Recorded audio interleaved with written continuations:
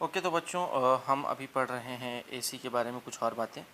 देखिए हम एसी को कनेक्ट करेंगे बारी बारी से, एक बार रेजिस्टर के साथ, एक बार इंडक्टर के साथ और एक बार कैपेसिटर के साथ, और फिर देखते हैं कि क्या होता है। एसी सर्किट्स बेसिकली हमारा हेडिंग है एसी सर्किट्स। और एसी सर्किट के अंदर सबसे पहला जो सर्किट हम पढ़ रहे हैं वो है एसी विथ रेजिस्टर, यानी एसी को रेजिस्टर के साथ हम यहाँ पे कनेक्ट कर रहे हैं। तो आइए देखते हैं क्या होगा। तो यहाँ पर मैं एक रेजिस्टर ले रहा हूँ और इस रेजिस्टर के साथ मैं एक ऑल्टरनेटिंग करंट का सोर्स कनेक्ट कर देता हूँ। ये रेजिस्टर का कुछ रेजिस्टेंस होगा जिसको मैं आर बोल देता हूँ। अब यहाँ पर डियर स्टूडेंट्स जो ईएमएफ होगा वो हमको पता है, alternating EMF E is equal to E not sine omega T होता है। और यहाँ पे जो करंट होगा हमको पता है कि करंट को हम क्या लिख सकते हैं, voltage upon resistance, Ohm's law की मदद से। तो इसको फिर मैं इस तरह से लिख सकता हूँ E not sine omega T upon R. ठीक है, तो अब यहाँ पे जो करंट की मैक्सिमम वैल्यू है वो हमारी क्या हो जाएगी, ई नॉट अपॉन आर। जब साइन थीटा 1 हो जाएगा तो करंट की वैल्यू मैक्सिमम हो जाएगी, तो उसको हम लिख सकते हैं ई नॉट अपॉन आर। तो मैं क्या कर रहा हूँ यहाँ पे कि मैं लिख रहा हूँ कि जो करंट की हमारी पीक वैल्यू है I is equal to I not sine omega T, ऐसा लिख रहा हूँ मैं। अब ऐसा कैसे लिख दिया मैंने क्या किया, यहाँ पे ई नॉट अपॉन आर की जगह पर आई नॉट लिख दिया है। तो here I not is nothing but E not upon R, और इस आई नॉट को ही हम बोलते हैं peak value of alternating current. ठीक है, तो ये इस तरह से मैंने लिख दिया है। ठीक है, तो हम देख रहे हैं यहाँ पे E equal to E not sine omega T है, इसको मैं बोल देता हूँ इक्वेशन नंबर 1। और आई हम देख रहे हैं आई नॉट साइन ओमेगा टी है, इसको मैं बोल देता हूँ इक्वेशन नंबर 2। हम देख रहे हैं डिस्टेंस कि यहाँ पे ईएमएफ भी साइन का फंक्शन है और करंट भी साइन का फंक्शन है, दोनों साइन के फंक्शंस हैं। ठीक है, तो अगर दोनों साइन के फंक्शंस हैं तो दोनों का फिर हम ग्राफ कैसा बना सकते हैं, आइए देखते हैं। तो इनके ग्राफ जब हम ड्रॉ करेंगे तो ग्राफ कुछ ऐसा ड्रॉ करेंगे। तो इस तरफ हम टाइम ले सकते हैं, या नहीं तो यहाँ पे हम थीटा ले सकते हैं, और इधर हमारा ईएमएफ होगा, या नहीं तो हम करंट भी ले सकते हैं। दोनों भी हम प्लॉट करेंगे इसके ऊपर। तो सबसे पहले हमें क्या करना है कि सबसे पहले हम पीक वैल्यूज़ ले लेते हैं। तो ये मैंने पीक वैल्यूज़ ले ली ईएमएफ की, और ये मैंने पीक वैल्यूज़ ले ली करंट की peak values. These are the peak values of current. तो मैं ईएमएफ का ग्राफ बनाता हूँ। ईएमएफ का ग्राफ कैसा बनेगा, साइन का ग्राफ बनेगा। ये देखिए साइन का फंक्शन है ईएमएफ, तो ईएमएफ का साइन के हिसाब से ग्राफ बनाऊंगा मैं। तो ये इस तरह से ईएमएफ का ग्राफ हमारा बनेगा। ठीक है, इसको मैं लिख रहा हूँ प्लस ई नॉट ईएमएफ की मैक्सिमम वैल्यू, और नीचे लिख रहा हूँ माइनस ई नॉट ईएमएफ की मिनिमम वैल्यू। तो ये तो हमारा ईएमएफ का ग्राफ बन गया। अब मैं यहाँ पे प्लॉट करता हूँ हमारा करंट का ग्राफ। तो करंट भी साइन का ही फंक्शन है, अगर आप यहाँ देखें तो करंट भी जो है वो भी साइन का ही फंक्शन है, प्लस साइन का ग्राफ बनेगा उसका भी। तो जब ये मैक्सिमम तब वो भी मैक्सिमम, और जब ये मिनिमम तब वो भी मिनिमम, इस तरह की बात होगी। तो वो ग्राफ मैं इस तरह से ड्रॉ करूँगा। ये देखिए इस तरह से। तो आप करंट जो है वो भी साइन का फंक्शन है, और ईएमएफ जो है वो भी साइन का फंक्शन है।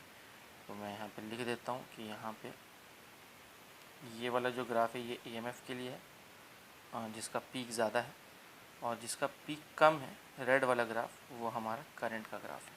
ठीक है, अब हम ये बात करेंगे कि आखिर ईएमएफ का पीक ज़्यादा क्यों है करंट के पीक से।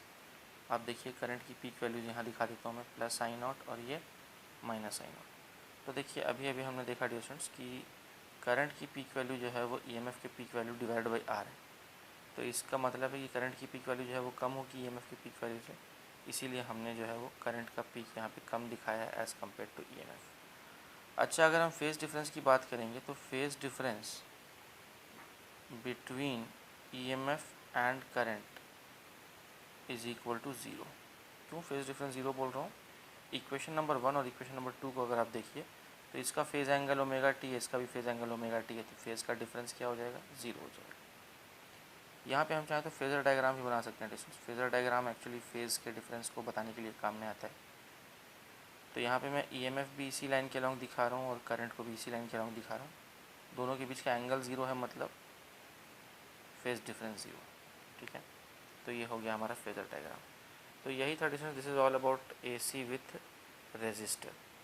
ठीक है, नेक्स्ट हम बात करेंगे AC विथ इंडक्टर। तो बच्चों अब हम देख रहे हैं AC with inductor. AC with inductor यानी किसी इंडक्टर के अक्रॉस अगर हम एक AC सोर्स लगाते हैं तो क्या होगा, आइए देखते हैं। तो इंडक्टर का मतलब क्या होता है डिस्टेंस, कॉइल को ही हम इंडक्टर बोलते हैं। कोई भी कॉइल अगर हम ले लें तो इसी कॉइल को हम बोलते हैं इंडक्टर। और हमको पता है कि एक इंडक्टर के पास क्या होता है, एक सेल्फ इंडक्टेंस होता है जिसको हम L बोल रहे हैं।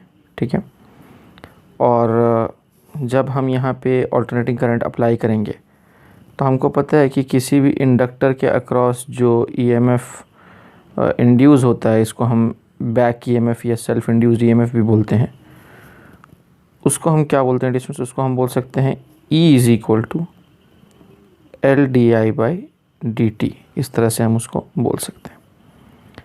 तो यहाँ पर अगर हम इसको ऐसा लिखें E is equal to L into d/dt of I, और I को मैं क्या लिख रहा हूँ, I0 sin ओमेगा t। इस तरह से इसको लिख देते हैं। तो इसको फर्दर मैं क्या लिख सकता हूँ, आइए देखते हैं। तो इसको मैं बोल सकता हूँ E इज़ नथिंग बट, अब यहाँ डिफरेंशिएट करेंगे तो I0 तो कांस्टेंट है, तो L तो पहले से बाहर है, I0 बाहर आ जाएगा।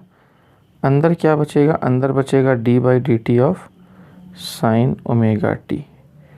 और जब हम इसको डिफरेंशिएट करेंगे डिस्टेंस, हमको पता है कि omega is again a constant, क्योंकि ओमेगा क्या है, ओमेगा वो एंगुलर फ्रीक्वेंसी है जिससे हम हमारे AC जनरेटर के कॉइल को घुमा रहे हैं।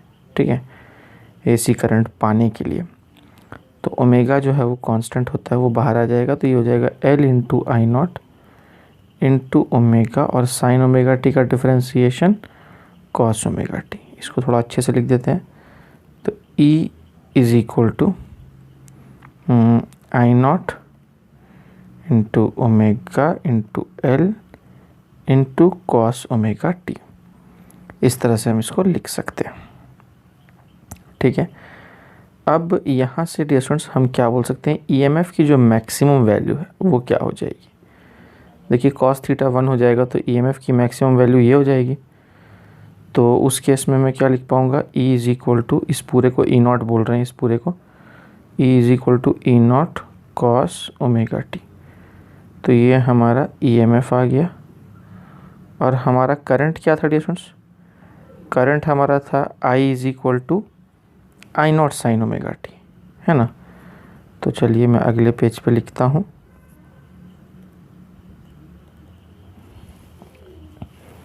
तो जो हमारा करंट था I, वो क्या था डिस्टेंस, I हमारा था I0 साइन ओमेगा टी, और EMF हमारे यहाँ पे क्या आया है, E is equal to E0 cos omega t. तो अगर हम EMF और करंट को कंपेयर करें, देखिए इसको मैं ऐसा भी लिख सकता हूँ E0 साइन 90 प्लस थीटा, एक ही बात है।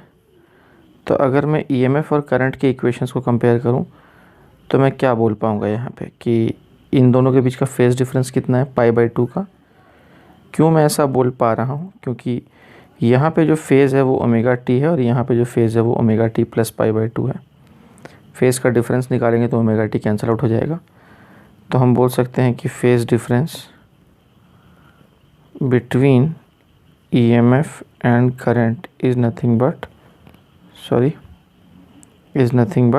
π/2, ये हम बोल सकते हैं यहाँ पे।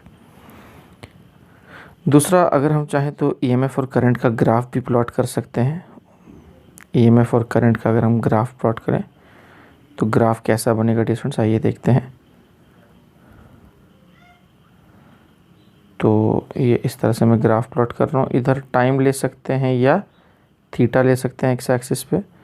यहाँ पे करंट की पीक वैल्यूज़ ले लेंगे और ईएमएफ की पीक वैल्यूज़ हम ले लेंगे, ठीक है। तो ये ईएमएफ की पीक वैल्यूज़ हमने ले ली और पीक वैल्यूज़ लेके हम वहाँ लिख देते हैं। इधर लिखो ईएमएफ और करंट, और चलिए वो वैल्यूज़ मैं वहाँ पे लिख देता हूँ। तो इधर मैं लिख रहा हूँ प्लस ई नॉट, इधर मैं लिख रहा हूँ माइनस ई नॉट, ये बीच वाला तो ज़ीरो है। और हम यहाँ लिख सकते हैं प्लस आई नॉट और यहाँ minus I naught. Current sine का फंक्शन है, तो करंट को हम साइन फंक्शन के रूप में दिखाएंगे कुछ इस तरह से। तो ये हमारा क्या हो गया, करंट हो गया। और ईएमएफ हमारा कॉस का फंक्शन है। आप इस इक्वेशन से देख सकते हैं ईएमएफ किसका फंक्शन है, कॉस का फंक्शन है। तो ईएमएफ को कॉस फंक्शन के हिसाब से दिखाएंगे। प्लस कॉस यानी पॉजिटिव एक्सट्रीम से ये शुरू होगा, और यहाँ पे मैं इस तरह से बना देता हूँ। π/2 का फेज डिफरेंस का मतलब क्या होता है कि जब एक मिनिमम होगा तो दूसरा मैक्सिमम होगा, और जब एक मैक्सिमम होगा तो दूसरा मिनिमम होगा, यही उसका मतलब होता है। तो देखिए जब ये मिनिमम था यानी ज़ीरो था तो ये मैक्सिमम होगा, फिर ये जब मैक्सिमम है तो ये मिनिमम होगा, ठीक है। ध्यान से देखिएगा स्टूडेंट्स। और फिर जब ये मिनिमम है तो ये मैक्सिमम होगा, कुछ इस तरह से। और फिर जब ये मिनिमम है तो ये मैक्सिमम है तो ये मिनिमम, और ये मिनिमम है तो ये मैक्सिमम, एंड सो ऑन। तो इस तरह से ये ग्राफ प्लॉट होगा। तो उम्मीद है कि ये बात आपको समझ में आई होगी। मैं आपको इस तरह से दिखा देता हूँ। तो आप देखिए जब ये मिनिमम था तो ये मैक्सिमम था, और फिर जब ये अपना करंट जब मैक्सिमम था तो ईएमएफ मिनिमम हो गया यानी ज़ीरो हो गया। फिर यहाँ देखिए करंट मिनिमम हुआ तो हमारा ईएमएफ मैक्सिमम हो गया, और फिर यहाँ पे जब करंट मैक्सिमम हुआ तो ईएमएफ मिनिमम हो गया यानी ज़ीरो हो गया। तो मिनिमम का मतलब ज़ीरो है यहाँ पे, और मैक्सिमम जो है वो पॉजिटिव में मैक्सिमम और नेगेटिव में maximum, plus E not minus E not. Positive में maximum current plus I not, negative में maximum current minus I not. इस तरह से हम उसको लेते हैं। यस, तो उम्मीद है कि ये ग्राफ भी आपको समझ में आएगा स्टूडेंट्स। यहाँ पे कुछ और बातें हम करेंगे, जैसे कि अगर आप ध्यान से देखें तो यहाँ पर हम, क्योंकि जो हमारा ईएमएफ है वो π/2 से आगे है करंट से, तो हम यहाँ पे ऐसा बोलते हैं कि EMF leads the current, current को शॉर्टकट में आई लिख देता हूँ। So EMF leads the current by π/2। EMF current से π/2 से आगे है अगर हम फेज़ एंगल्स को कंपेयर करें।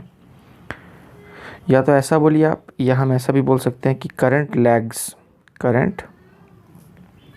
Lags the EMF by π/2। Current EMF से π/2 से पीछे है ऐसा बोलिए, ये ईएमएफ करंट से π/2 से आगे है ऐसा बोल सकते हैं। बात एक ही है। तो हम देख रहे हैं कि ईएमएफ जो है वो लीड कर रहा है π/2 से। तो फिर इसी को हम फेज़र डायग्राम में कैसे दिखाते हैं आइए देखते हैं। तो अब मैं यहाँ पे ड्रॉ कर रहा हूँ फेज़र डायग्राम ड्रॉ कर रहा हूँ मैं। तो लेट्स सी डियर स्टूडेंट्स, यहाँ पे हम क्या करेंगे, यहाँ पे डायग्राम हम कुछ इस तरह से ड्रॉ करते हैं। यस, तो इधर मैं लूँगा करंट और इधर मैं लूँगा ईएमएफ, ठीक है। बेसिकली ये कौन सा ईएमएफ है, ये है ईएमएफ अक्रॉस दी इंडक्टर। और हम देख रहे हैं कि यहाँ पे ईएमएफ लीड कर रहा है। अगर आप ये स्टेटमेंट पढ़ें तो EMF leads the current by π/2। EMF lead कर रहा है π/2 से। तो इसको हम यहाँ पे कैसे दिखाएंगे, ऐसा एरो बनाएंगे और यहाँ लिखेंगे π/2। तो एक चीज़ आपको याद रखनी है कि अगर मैंने ये एरो जो है ना वो एंटी क्लॉकवाइज अगर मैं दिखाता हूँ, अगर ये मैं एंटी क्लॉकवाइज बनाता हूँ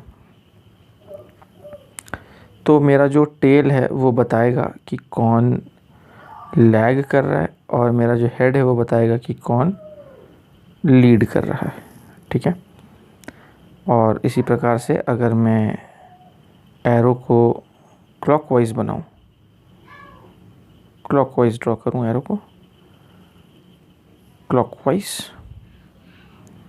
तो फिर उल्टा हो जाएगा। मेरा टेल बताएगा कि कौन लीड कर रहा है और हेड बताएगा कि कौन लैग कर रहा है। ठीक है। तो ये एक इम्पॉर्टेंट बात है जो आपको ध्यान में रखनी है। तो यहाँ पे हमारा एरो कैसा है, एंटी क्लॉकवाइज है। आप देख सकते हैं ये जो हमने बनाया है ये एंटी क्लॉकवाइज है। तो ये हमको बता रहा है कि ईएमएफ जो है वो क्या कर रहा है, लीड कर रहा है, और करंट जो है वो क्या कर रहा है डिस्टेंस, लैग कर रहा है। कितने से, π/2 से। ठीक है। तो उम्मीद है कि आपको ये बात समझ में आई होगी। तो ये तो हो गया हमारा फेजर डायग्राम। कुछ और बातें करेंगे हम यहाँ पे।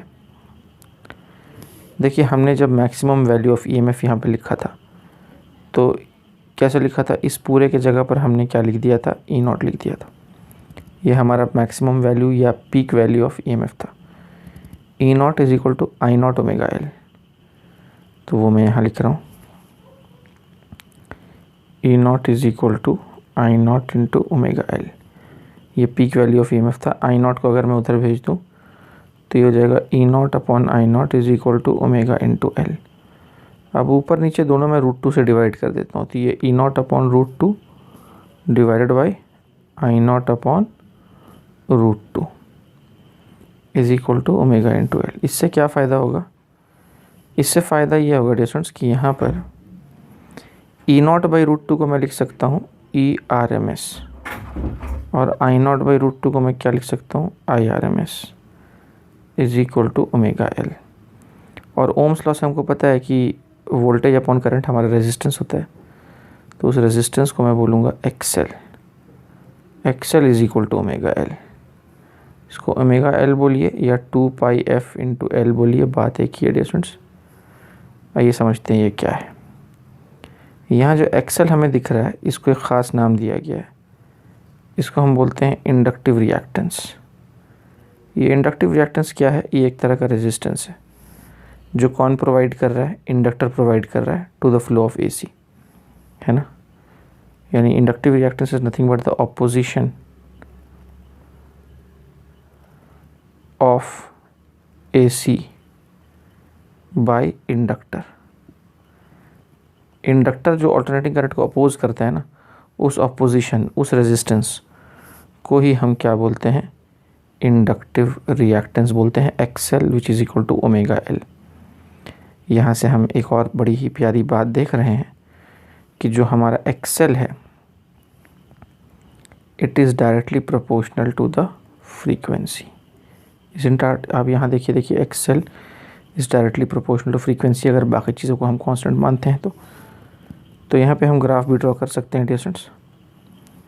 अगर मान लीजिए इधर मैंने XL लिया और इधर मैंने फ्रीक्वेंसी लिया तो XL is directly proportional to the frequency. Graph कुछ इस तरह से बन जाएगा।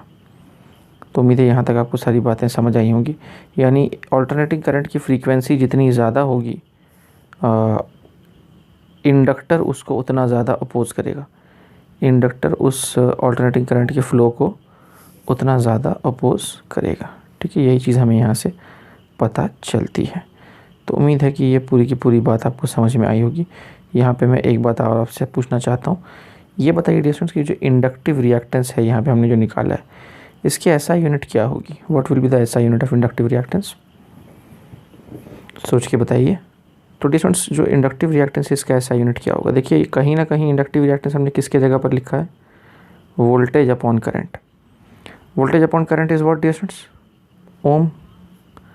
वोल्टेज अपॉन करंट को हम ओम बोलते हैं। तो इस बात को भी आपको ध्यान में रखना है कि the SI unit of XL यानी इंडक्टिव रिएक्टेंस इज़ ओम। ये सिंबल है ओम।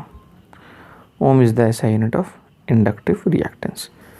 तो उम्मीद है कि पूरी की पूरी बात आपको समझ में आएगी। ये हमने क्या पढ़ा अभी ये सारी चीज़ें आती हैं under the heading of AC with inductor.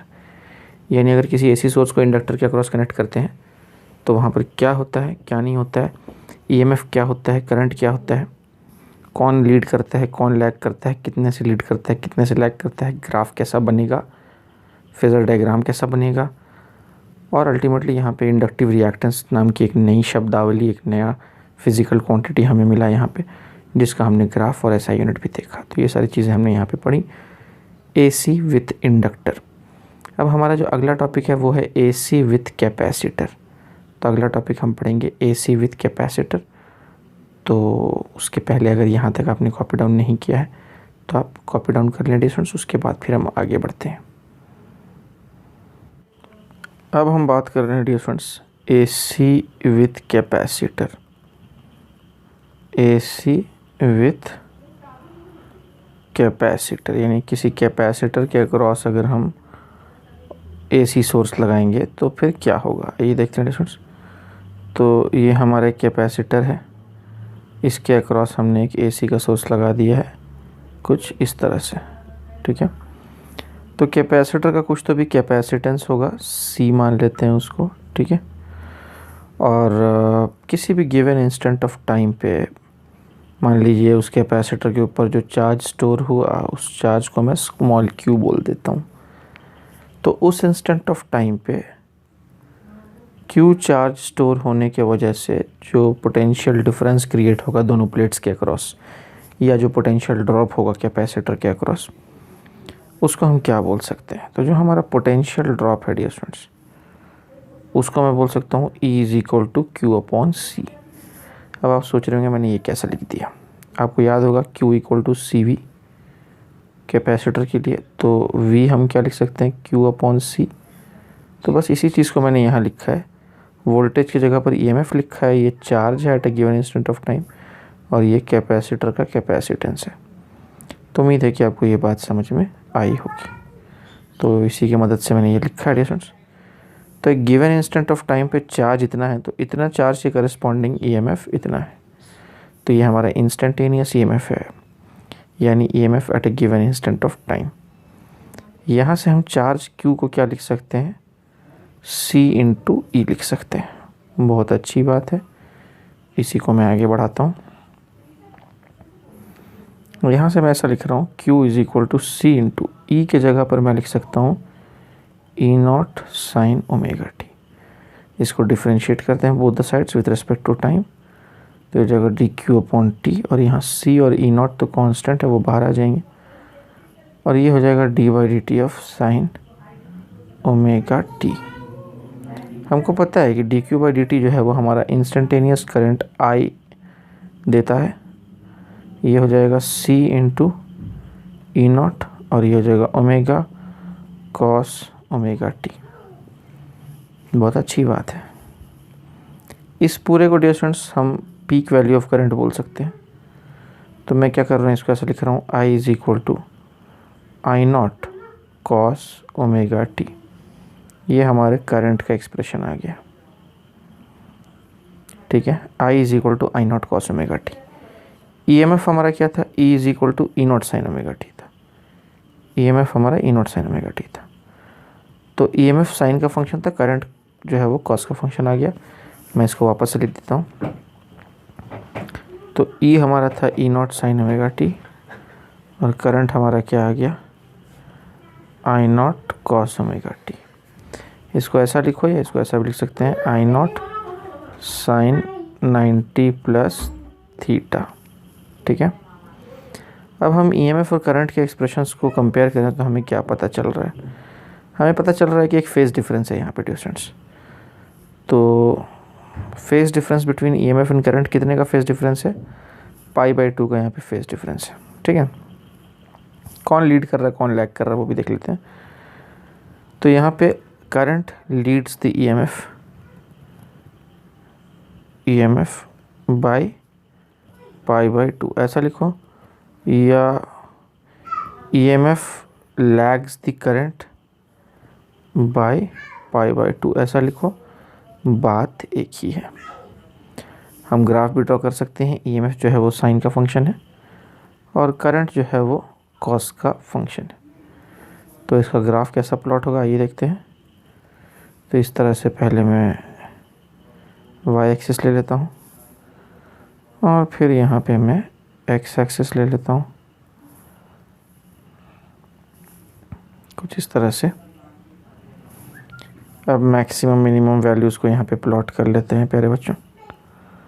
तो ये मान लीजिए करंट की मैक्सिमम और मतलब पॉजिटिव मैक्सिमम और नेगेटिव मैक्सिमम वैल्यूज़, और इसी तरह से हम हमारे ईएमएफ की पॉजिटिव मैक्सिमम और नेगेटिव मैक्सिमम वैल्यूज़ ले लेते हैं और ग्राफ प्लॉट करते हैं। ईएमएफ हमारा साइन का फंक्शन है, तो ईएमएफ साइन की तरह बना देते हैं कुछ इस तरह से। तो ये हमारा क्या हो गया डिस्टेंस, ईएमएफ हो गया plus E not minus E not, this is 0। और यहाँ पे मैं इसको बोल देता हूँ प्लस आई नॉट और ये वाला बोल देता हूँ माइनस आई नॉट। बहुत अच्छी बात है। अब यहाँ पे हम दूसरा वाला ग्राफ प्लॉट करेंगे। दूसरा यानी ये तो हमारा ईएमएफ का था, अब हम करंट का ग्राफ बनाएंगे यहाँ पे। तो आइए देखते हैं करंट का ग्राफ किस तरह से प्लॉट हो पाएगा। तो मैं कोई दूसरा कलर यूज़ करता हूँ उसके लिए। चलिए वाइट कलर यूज़ कर लेते हैं। तो करंट हमारा कॉस का फंक्शन है, प्लस कॉस पॉजिटिव एक्सट्रीम से शुरू होगा। तो ये यहाँ से शुरू होगा डिस्टेंस और ये यहाँ पे आएगा। तो जब ये मैक्सिमम है तब ये मिनिमम हो गया यानी 0 हो गया। और फिर जब ये मिनिमम है तो फिर करंट हमारा मैक्सिमम हो जाएगा कुछ इस तरह से। फिर जब ये मैक्सिमम है तो ये मिनिमम हो जाएगा। देखिए ये मैक्सिमम है तो ये मिनिमम हो गया करंट वाला। और फिर जब ये मिनिमम है तो ये मैक्सिमम हो जाएगा। देखिए ये मिनिमम तो ये मैक्सिमम, और फिर ये मैक्सिमम तो करंट हमारा मिनिमम होगा। करंट को नीचे लेके आते हैं कुछ इस तरह से। और जब ये मिनिमम है तो फिर करंट हमारा यहाँ पे मैक्सिमम हो जाएगा और ये सिलसिला कुछ इस तरह से चलता रहेगा। तो उम्मीद है कि ये पूरी की पूरी बात आपको समझ में आई होगी। तो ऊपर वाला जो ग्राफ है हमारा वो ईएमएफ का है और जो हमारा नीचे वाला ग्राफ है वो करंट का ग्राफ है। ठीक है, तो इधर हमारा ईएमएफ और करंट है, इधर हमारा थीटा और टाइम है। दैट्स इट डियर स्टूडेंट्स, ये था हमारा ग्राफ। तो चलिए कुछ और बातें करते हैं। हम बात करेंगे फेज़र डायग्राम की। फेज़र डायग्राम जब हम देखेंगे, फेज़र डायग्राम ईएमएफ और करंट के बीच में फेज़र डायग्राम बनाएंगे। फेज़र डायग्राम हमें फेज़ डिफरेंस बताता है। तो ये देखिए हम देख रहे हैं कि यहाँ पे करंट लीड कर रहा है ईएमएफ को बाई पाई बाई 2। तो मैंने आपको बताया था 2 मेथड्स मैंने आपको सिखाए थे डियर स्टूडेंट्स। ये देखिए यहाँ पे ईएमएफ लीड कर रहा था पाई बाई 2 से और इस केस में करंट लीड कर रहा है। ये पिछला केस था dear students, AC with inductor का केस था। मैंने आपको बताया था कि अगर एरो एंटी क्लॉकवाइज लेंगे तो ये बताता है कौन लीड कर रहा है और टेल बताता है कौन लैग कर रहा है। और क्लॉकवाइज लेंगे तो इसका उल्टा होगा। ये सब मैं आपको बता चुका हूँ, इसी का हम यूज़ करेंगे यहाँ पे। तो मैं जो अपना फेज़र डायग्राम है वो कुछ इस तरह से बना रहा हूँ। ये देखिए,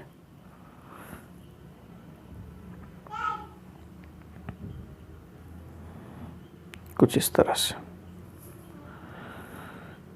तो इधर हमारा करंट हो गया और ये हमारा हो गया ईएमएफ अक्रॉस द कैपेसिटर। मतलब ई को ही ईसी बोल रहा हूँ, जो हमने ई पढ़ा है ना, इसी ई को मैं ईसी बोल रहा हूँ। ठीक है, और ये मैं इस तरह से बना रहा हूँ पाई बाई 2। तो देखिए ये एरो कैसा है, ये एरो जो है हमारा ये क्लॉकवाइज है और क्लॉकवाइज में ये हमको बताता है, इसका टेल बताता है कौन लीड कर रहा है और इसका हेड बताता है कि कौन लैग कर रहा है।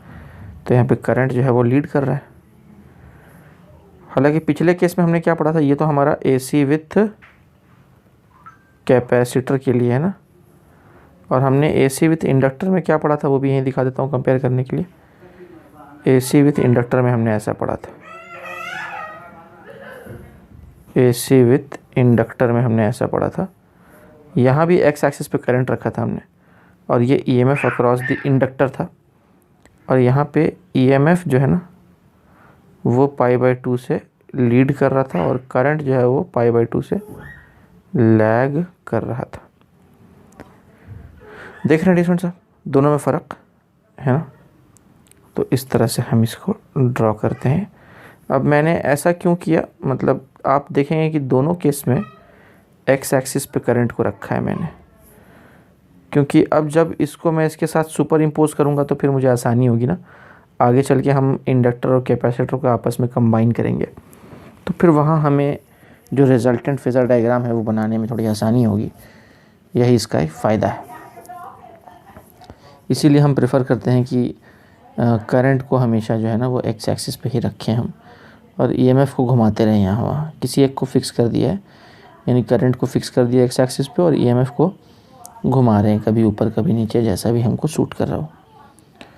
तो ये तो हो गया हमारा फेज़र डायग्राम। फिर कुछ और बातें यहाँ पे रह गई हैं, वो ये है कि अगर आप ध्यान से देखें तो जो पीक वैल्यू है, जो हमारे करंट की पीक वैल्यू है, उसको हमने आई नॉट बोला हुआ है, तो वो क्या है, सी ई नॉट ओमेगा। तो I not is C E not omega, वो मैं यहाँ लिखता हूँ। तो हमारा जो आई नॉट है वो है सी ई नॉट इंटू ओमेगा। अब यहाँ से मैं ई नॉट अपॉन आई नॉट को क्या लिख सकता हूँ, मतलब इस आई नॉट को इधर ले आए और ओमेगा और सी को उधर लेके चले गए, तो क्या होगा ये देखते हैं। E not upon I not is nothing but 1 upon omega C. देखिए ध्यान से, आप चाहें तो वीडियो को पॉज करके देख सकते हैं मैंने यहाँ पे क्या किया। अब कुछ नहीं करना है, ई नॉट को भी ऊपर भी √2 से डिवाइड कर दीजिए, और नीचे आई नॉट को भी √2 से डिवाइड कर दीजिए, और ये मैं वैसे लिख देता हूँ 1 अपॉन ओमेगा सी। बहुत अच्छी बात है। आइए देखते हैं इसके बाद हम क्या कर सकते हैं यहाँ पे। तो अब कुछ नहीं स्टूडेंट्स, इसके आगे हम फर्दर सॉल्व करेंगे तो ऊपर हो जाएगा हमारा ERMS, नीचे हो जाएगा IRMS is equal to 1 upon omega C, और वोल्टेज अपॉन करंट ही हमारा रेजिस्टेंस होता है। इस बार रेजिस्टेंस को हम सिंबल दे रहे हैं XC।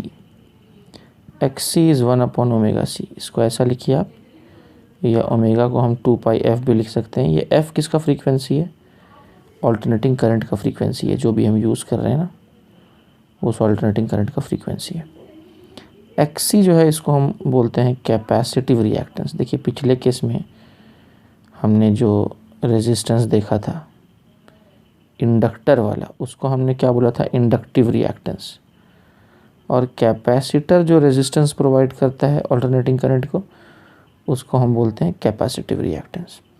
तो है ना, तो मैं आपको याद होगा पिछली बार मैंने ऐसा लिखा था कि what is this capacitive reactance, it is nothing but opposition to AC, opposition to alternating current by a capacitor. Capacitor के द्वारा ऑल्टरनेटिंग करंट को जो रेजिस्टेंस प्रोवाइड किया जा रहा है उसी को हम बोलते हैं कैपेसिटिव रिएक्टेंस। हम देख रहे हैं कि जो capacitive reactance it is inversely proportional to the frequency of the alternating current. तो यहाँ से हम बोल सकते हैं कि XC is inversely proportional to the frequency. तो अगर हम ग्राफ ड्रॉ करेंगे XC और फ्रीक्वेंसी का, तो ये ग्राफ कुछ इस तरह से बनेगा। ये हमारा कैपेसिटिव रिएक्टेंस है, ये frequency of the alternating current है। इन्वर्सली प्रोपोर्शनल ग्राफ हमको पता है रेक्टेंगुलर हाइपरबोला कुछ इस तरह से बनता है। तो पिछले केस में जो XL का ग्राफ हमने बनाया था, XL was directly proportional to frequency ना, तो XL का ग्राफ ऐसा बना था क्योंकि XL का फार्मूला हमारा क्या आया था डियर स्टूडेंट्स, ओमेगा L यानी 2πf इंटू L, और XC का हमारा फार्मूला क्या आया, 1 अपॉन ओमेगा C या 1 अपॉन 2πf इंटू C। तो इसलिए दोनों के इस तरह के ग्राफ बने थे हमारे, आपको याद होगा, कंपेयर करने के लिए मैंने दोनों बना दिया है यहाँ पे। तो ये थी सारी की सारी बातें, ठीक है। अब एक आखिरी बात करके मैं यहाँ पे अपनी बात ख़त्म करूँगा कि डियर स्टूडेंट्स, आपको मैंने पहले भी बताया था कि जो हमारा डीसी होता है, डायरेक्ट करंट की जब हम बात करते हैं तो डायरेक्ट करंट की फ्रीक्वेंसी क्या होती है? 0 होती है ना। इस बात को आपको ध्यान में रखना है। टाइम पीरियड क्या होता है? इनफाइनाइट, और फ्रीक्वेंसी जो होती है वो 0 होती है। अब हम यहाँ पे जो देख रहे हैं, हमारा जो यहाँ पे कैपेसिटिव रिएक्टेंस है ना, अगर यहाँ पे मैं फ्रीक्वेंसी की जगह पर 0 रख दूँ तो XC क्या हो जाएगा? आइए देखते हैं। तो फॉर DC डायरेक्ट करंट के लिए XC मेरा हो जाएगा 1/2πf इंटू C। ये हो जाएगा 1/0 which is nothing but infinity. तो हम बोल सकते हैं कि कैपेसिटर ऑफर्स इनफाइनाइट रेजिस्टेंस या ऑपोजिशन टू DC, यानी DC cannot flow through capacitor. This implies that DC cannot flow through capacitor. DC capacitor के थ्रू फ्लो नहीं हो सकता क्योंकि कैपेसिटर जो है वो DC को इनफाइनाइट रेजिस्टेंस प्रोवाइड करता है। तो DC कैपेसिटर के थ्रू फ्लो नहीं होगा। एक बार आप देखिए DC में क्या होता है, आपको तो पता ही है डियर स्टूडेंट्स। हमने कैपेसिटर लिया और एक बैटरी लगा दी, जैसे ही स्विच को हम क्लोज़ करते हैं चार्ज जाता है यहाँ पे +Q, यहाँ -Q, और इस तरह से चार्ज स्टोर हो जाता है वहाँ पे कैपेसिटर के अंदर। क्या करंट लगातार वहाँ पे फ्लो होता है? नहीं। पर AC में क्या होता है? AC को जब आप कैपेसिटर के अक्रॉस लगाएंगे तो चार्जिंग एंड डिस्चार्जिंग होती है। मतलब पहले करंट ऐसा फ्लो करेगा, इस पे पॉजिटिव चार्ज आएगा, इस पे नेगेटिव, फिर उसके बाद ऑल्टरनेटिंग करंट अपनी दिशा बदल देगा, तो फिर इस तरह से करंट फ्लो करेगा। जो नेगेटिव था वो पॉजिटिव बन जाएगा, जो पॉजिटिव था वो नेगेटिव बन जाएगा। तो करंट पहले इधर से इधर जाता है, फिर इधर से इधर जाता है, फिर इधर से इधर जाता है, फिर इधर से इधर जाता है। तो इस तरह से डियर स्टूडेंट्स वहाँ पर ऑल्टरनेटिंग करंट जो है वो ऑसिलेट होता रहेगा और इस तरह से वो सर्किट के अंदर फ्लो होता रहेगा। पर यहाँ पे डायरेक्ट करंट जो है वो सर्किट के अंदर फ्लो नहीं हो सकता। एक ही बार कैपेसिटर चार्ज होगा, सब कुछ रुक जाएगा और फिर वो ऑसिलेट नहीं होगा करंट, वहाँ पे लगातार जो है ना फ्लो नहीं हो सकता। कहाँ पे? DC में। पर AC में हो सकता है। तो ये बात मुझे बतानी थी एक तो, कि DC can not flow through capacitor. DC के केस में XC क्या हो जाएगा? इनफाइनाइट हो जाएगा। What about XL? XL का फॉर्मूला हम देख रहे हैं, XL is equal to 2πfL। तो अगर हम फॉर DC की बात करें, फॉर DC XL जो है वो 2πfL ओमेगा L है ना, 2πfL। तो DC की फ्रीक्वेंसी 0 है, तो ये क्या हो जाएगा? XL हमारा 0 हो जाएगा। यानी कि हम यहाँ से क्या कंक्लूड कर सकते हैं कि जो हमारा इंडक्टर है, inductor offers 0 resistance to DC, है ना। अब देखिए यहाँ पे इंडक्टिव रिएक्टेंस 0 है, मतलब DC को इंडक्टर बिल्कुल भी अपोज नहीं करेगा, क्योंकि इंडक्टर एक प्योर कंडक्टिंग वायर से बना होता है। इंडक्टर किससे बना होता है डिस्टेंस? प्योरली कंडक्टिंग वायर से बना होता है। तो आइडियली इस वायर का कोई रेजिस्टेंस नहीं होता, सिर्फ और सिर्फ क्या होता है? सेल्फ इंडक्टेंस होता है, जिसकी वजह से वो बैक EMF इंड्यूस करता है। तो ये चीज़ है। तो रेजिस्टेंस ऐसा कुछ भी नहीं होता। तो अगर रेजिस्टेंस कुछ भी नहीं है और करंट कांस्टेंट फ्लो हो रहा है, डायरेक्ट करंट है ना, तो अगर इस करंट को हम कांस्टेंट माने तो कांस्टेंट करंट के लिए तो यहाँ पे कोई बैक EMF इंड्यूस नहीं होगा। तो ना कोई बैक EMF है, ना कोई रेजिस्टेंस है, तो ओवरऑल रेजिस्टेंस क्या हो जाएगा? 0 हो जाएगा। लेकिन AC में क्या होता है कि AC के अंदर क्या होता है डियर स्टूडेंट्स? AC में यहाँ पे एक करंट चेंज होता है। करंट चेंज होता है AC में, आपको पता है कि करंट लगातार चेंज होता रहता है। तो क्योंकि AC में करंट चेंज होता रहता है तो यहाँ पे EMF इंड्यूस हो जाता है, बैक EMF, जो कि AC को अपोज करने लगता है। तो वहाँ पे कुछ ना कुछ इंडक्टिव रिएक्टेंस आपको देखने को मिलेगा AC के केस में। भले रेजिस्टेंस ना हो वहाँ पे, लेकिन इंडक्टिव रिएक्टेंस आ जाएगा। ठीक है, तो पता चला कि इंडक्टर जो है वो एसी को अपोज करता है, क्योंकि एसी का मैग्नीट्यूड चेंज होता रहता है, पर इंडक्टर जो है वो डीसी को बिल्कुल भी अपोज नहीं करता अगर वो प्योर इंडक्टर तो। क्योंकि हमको मालूम होना चाहिए कि जो प्योर इंडक्टर होता है उसका रेजिस्टेंस क्या होता है, प्योर इंडक्टर का रेजिस्टेंस 0 होता है। ठीक है, तो उम्मीद है कि ये बात आपको पूरी की पूरी समझ में आई होगी। यहाँ तक अगर आपने कॉपी नहीं किया तो आप कॉपी कर लीजिए। Okay dear students.